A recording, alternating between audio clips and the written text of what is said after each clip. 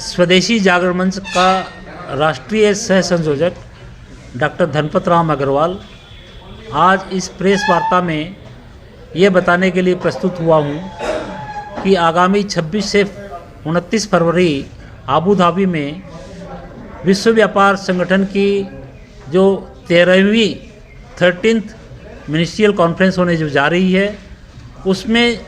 जिन जिन विषयों पर चर्चा होने वाली है उसके अंदर में स्वदेशी जागरण मंच का 12 सदस्यीय प्रतिनिधि मंडल वहाँ भाग लेने जा रहा है। और स्वदेशी जागरण मंच विशेष करके यह अपना विचार रखना चाहता है कि जो विषय राष्ट्रहित में नहीं हैं उनको हम स्वीकार न करें। विश्व व्यापार संगठन के अंदर में बहुत सारे विषयों को लेकर के बातें होती है। कृषि क्षेत्र को लेकर के बातें होंगी, इंटेलेक्चुअल प्रॉपर्टी बौद्धिक संपदा को से संबंधित बातें होंगी, इंडस्ट्रियल गुड्स के टैरिफ से संबंधित बातें होंगी, फिशरी सब्सिडी से संबंधित बातें होंगी। इन सब के अंदर में स्वदेशी जागरण मंच ने जो अध्ययन किया है उस अध्ययन के आधार पर हम ये बताना चाहते हैं कि जो डेवलप्ड कंट्रीज हैं वो अपने एग्री बिजनेस को बड़ी बड़ी जो कॉरपोरेट्स हैं उनको जो सब्सिडी दे रहे हैं, उनकी सब्सिडी के कारण से विकासशील राष्ट्रों को काफ़ी नुकसान हो रहा है। वो अपनी ग्रीन बॉक्स की सब्सिडी को ख़त्म करें और हमारे ऊपर में बेवाजिब दबाव न डालें, जैसे कि वो स्टॉक होल्डिंग के ऊपर में। और ये कहना चाहते हैं कि भारत जो है किसानों से जो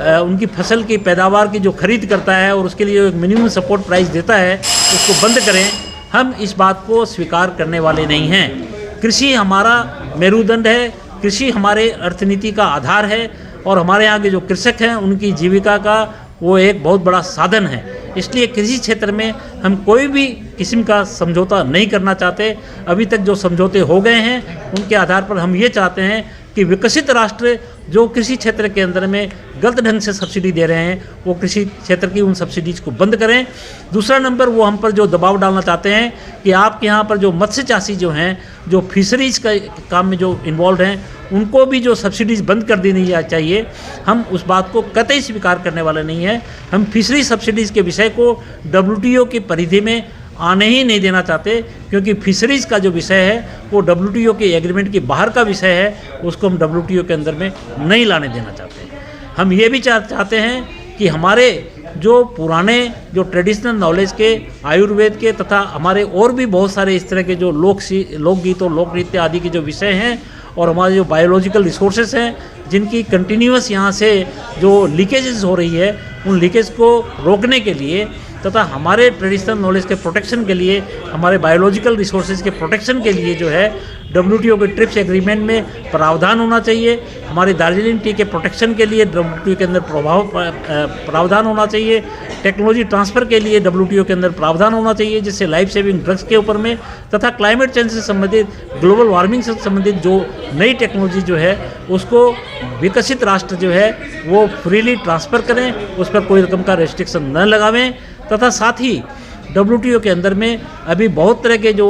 गैर कानूनी ढंग से जो नए जो नॉन टैरिफ बैरियर्स का जो यूरोपियन यूनियन के द्वारा जो प्रस्ताव है उसको भी हम खारिज करते हैं, उसको हम स्वीकार नहीं करना चाहते। और इसी तरह अभी एक और विषय शायद इस WTO में चाइना की तरफ से आने वाला है, जो कि पहले सिंगापुर इशू का विषय होता था कि जो भी वो इन्वेस्टमेंट फॉरेन कंपनियां करना चाहती है किसी भी क्षेत्र में कहीं पर भी कर सकती हैं। ऐसा विषय हम स्वीकार नहीं कर सकते, क्योंकि ये हमारे देश की सार्वभौमिकता का विषय है। और हम जब भी किसी फॉरेन इंटरप्राइज को, फॉरेन डायरेक्ट इन्वेस्टमेंट को जब भी हम अपने देश में अलाउ करेंगे, उसमें हम उसी क्षेत्र में अलाउ करेंगे जहां हमारे देश की आर्थिक प्राथमिकता और हमारे राष्ट्रीय हित में होगा। और हम मनमर्जी से किसी भी फॉरेन इंटरप्राइज की हो, चाहे चाइना की हो, चाहे किसी भी कंट्री की हो, उसको हम तभी अलाउ करेंगे जब वो हमारे राष्ट्रीय हित में हो। इसके अलावा हम WTO में विशेष करके इस विषय को हम नहीं आने देना चाहते। इसकी हम चाइना की जो बैकडोर एंट्री है इसको हम हमेशा इसका विरोध करते रहेंगे। और कुल मिलाकर के